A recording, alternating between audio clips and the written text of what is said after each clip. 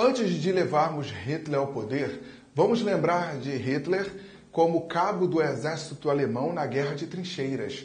Hitler de origem austríaca, ok? Hitler de origem austríaca, mas em sua juventude ele fora para a Alemanha após algumas tentativas de ingresso na Academia de Belas Artes de Viena, na Áustria, não aceito.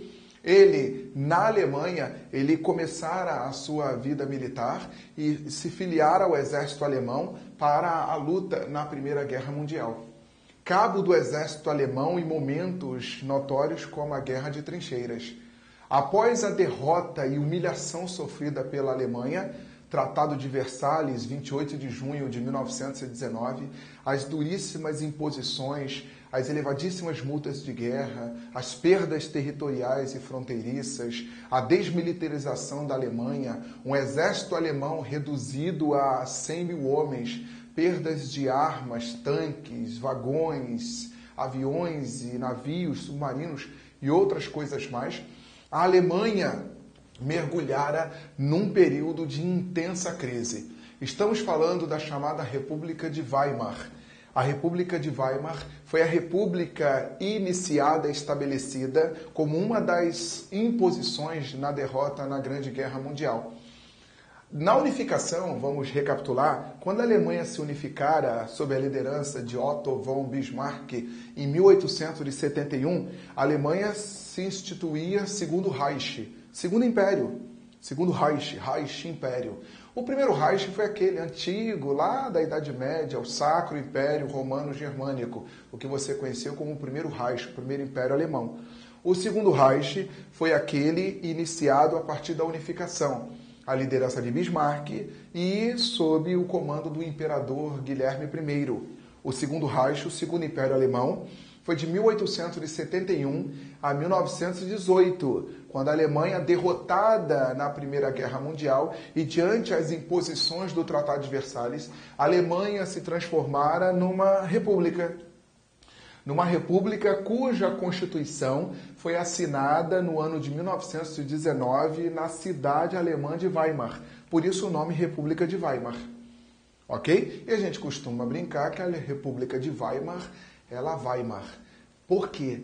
Por causa das duríssimas imposições do Tratado de Versalhes. Tratado importantíssimo que você precisa lembrar dele. As duríssimas imposições do pós-Primeira Guerra. Ok? E diante desse quadro humilhante, tentava-se manter uma república parlamentarista de vias democráticas. Só que a Alemanha, sofrendo com as tais imposições, vivendo elevações inflacionárias insondáveis. No ano de 1923, a inflação na Alemanha chega a 17 mil pontos percentuais. Coisa alarmante.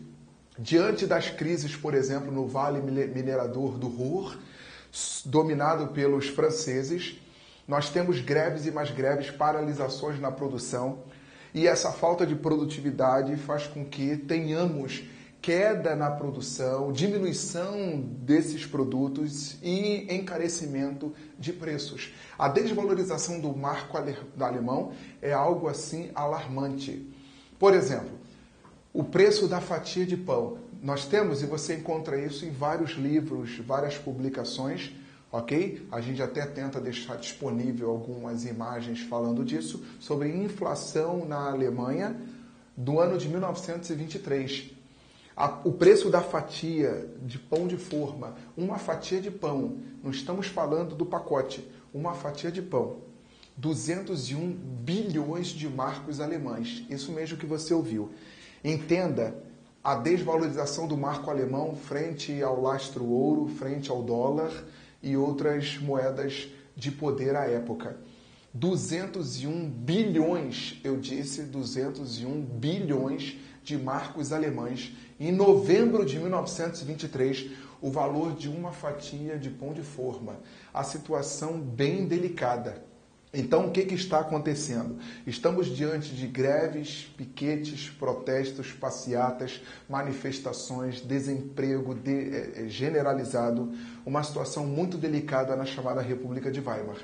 E é em meio a esse caos, Diante da crise promovida pelo capitalismo, lembra? Primeira Guerra Mundial capitalista, mais do que nunca as pessoas na Alemanha também, elas vão perguntar pelo socialismo, como é que se faz uma revolução bolchevique, como é que fazemos para viver uma revolução russa.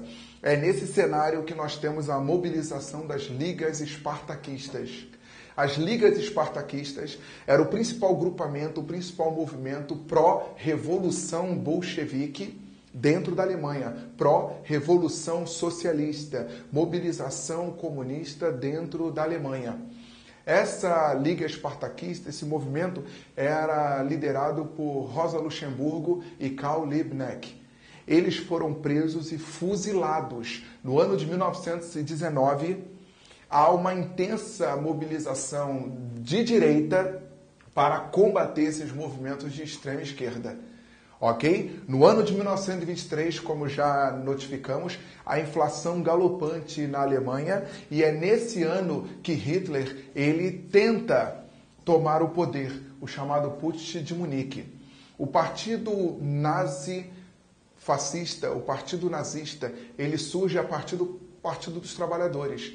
Antes de ser o Partido Nacional Trabalhista Alemão, ele vem como Partido dos Trabalhadores. Tinha até um ferroviário que conduzia esse partido, um ferroviário chamado Anton Drexler.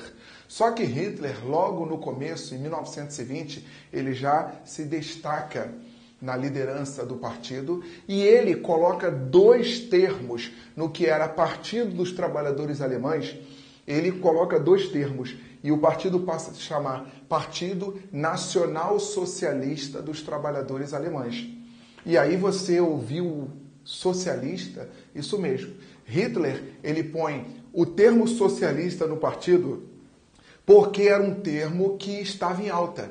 Muita gente queria saber o que era socialista. Então venha conhecer através do Partido Nazista. A ideia qual era? Já que tem muita gente querendo conhecer o que é socialista, Hitler pega esse termo e coloca no partido como forma de ludibriar. Percebeu? É uma forma de fazer com que você conheça o termo através do que Hitler lhe ensinar, através do que Hitler lhe impuser. É uma tática isso. Muita gente querendo conhecer socialista, você coloca o termo no seu partido. Não que você vá defender socialismo, não que você vá defender Revolução Vermelha. Pelo contrário, o nazismo é antissocialista, é anticomunista. Mas você aproveita-se do termo que está em alta para exatamente atrair as massas. É para ficar atraente, comovente, convincente, para tentar reunir muita gente. É uma estratégia de Hitler para poder seduzir o povo, seduzir as massas, a sua ação partidária. Nasce o Partido Nacional Socialista dos Trabalhadores Alemães. Mas diante desse nome tão imenso, você precisava sintetizar o Partido Nazista. Então você usa o termo nazi. O termo nazi nacionalista, ok? Para enfatizar a sua defesa. A suástica, a famosíssima suástica de origem hindu, ela sofre uma inversão, ok? Ela sofre uma inversão quanto à sua posição original. E um termo que, enquanto hindu, representava tudo de bom, paz, harmonia, equilíbrio, amor, ok? Hitler usa, inverte, se você olhar a suástica original hindu, a posição é invertida, ok? É para trás, exatamente simbolizando, como é que se diz? Conversão, reflexão, humildade, voltar atrás, pensar direito as suas ações, há uma inversão para aquilo que é progressivo, aquilo que é ascendente, aquilo que é expansionista. São as ideologias promovidas pela ação nazista. E como um símbolo vale mais do que 1000 palavras, esse símbolo acabou que notório. Ao olhar uma suástica, ninguém pensa no hinduísmo, ninguém vai pensar nos indianos, e sim vai associar a figura do Führer, a figura do nazismo conduzido por Adolf Hitler. Após o Putsch de Munique, a tentativa fracassada de tomada de poder, Hitler ele é levado a julgamento. Inicialmente deveria ter sido condenado à morte, mas era interessante manter Hitler vivo, ok? Porque ele ajudava a combater as esquerdas, ajudava a manter a direita no poder. Hitler, ele fora condenado a 5 anos de prisão, mas em 9 meses já estava solto. Na prisão, no decorrer do ano de 1924, ele escreve o Mein Kampf, Minha Luta, considerada a Bíblia do nazismo. Ali ele escrevera tudo o que pretendia fazer dentro e fora da Alemanha, as suas pretensões expansionistas, a sua pretensão nacionalista, beligerante, militarista, espaço vital e o seu antissemitismo, o famosíssimo ódio aos judeus, que vai resultar, durante a Segunda Guerra Mundial, no famoso Holocausto, os cerca de 6 milhões de judeus vítimas das ações cruéis do nazismo.